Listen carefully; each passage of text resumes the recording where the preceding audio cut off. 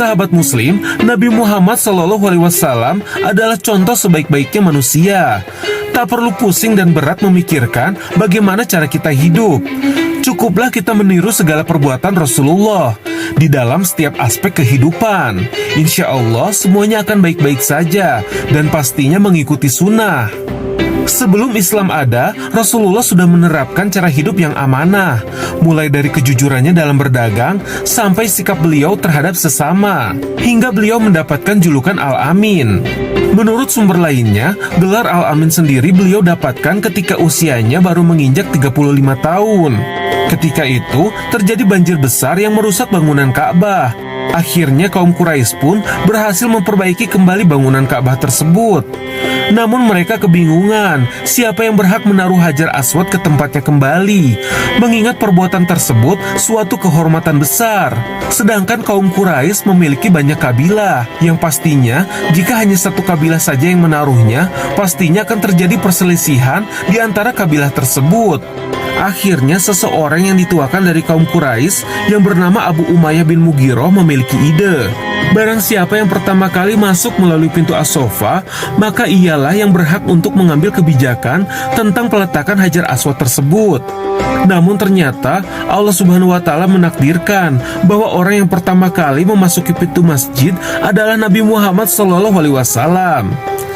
Ketika melihat sang Nabi, mereka berkata, "Ini adalah Al-Amin dan kami ridho terhadap keputusannya." Setelah mendengar duduk permasalahannya, Rasulullah meminta kain persegi dan meletakkan batu Hajar Aswad di atasnya.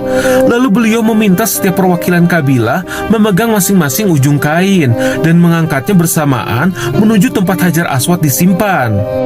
Atas idenya yang cemerlang dan adil tersebut, semakin kuatlah gelar Al-Amin yang disandang beliau. Adapun kebalikan sifat dari Al-Amin ialah sifat munafik, dan ciri-cirinya berdasarkan hadis ialah sebagai berikut. Tanda-tanda orang munafik ada 3. Jika berbicara berdusta, jika berjanji mengingkari, dan jika diberi amanah mengkhianati. Dan orang yang memiliki perangai tersebut hidupnya tidak akan mencapai kebahagiaan, baik di dunia maupun di akhirat, karena selalu dikejar-kejar oleh dosanya sendiri, dan tak ada orang yang mempercayainya. Untuk lebih jelasnya, mari kita simak pemaparan berikut ini. Bismillahirrahmanirrahim. Salah satu sifat wajib yang mesti ada pada diri Nabi, dalam artian seseorang yang mengaku Nabi, dia mesti punya sifat ini. Salah satunya amanah. Dia bisa dipercaya, Al-Amin. Dia mampu membuat orang punya trust melihat dirinya, tidak melakukan kebohongan publik, jujur, punya integritas. Itu salah satu sifat yang wajib bagi Nabi. Bahkan Nabi dikenal sebagai Al-Amin, orang yang sangat dipercayai, jauh sebelum Nabi Muhammad dilantik menjadi Rasul. Sehingga orang sudah percaya betul tentang apa yang diomongkan oleh Nabi SAW jauh sebelum beliau dilantik jadi Rasul. Intinya adalah ketika kita bisa mencontoh sifat Nabi yang luhur itu, sifat yang jujur, yang bisa dipercaya, maka kita bisa membangun trust kepada orang lain. Nabi adalah pedagang yang sukses. Para penulis menyimpulkan dalam banyak penelitian, salah satu yang membuat perdagangan Nabi itu sukses, salah satunya adalah karena mampu membangun hubungan intrapersonal.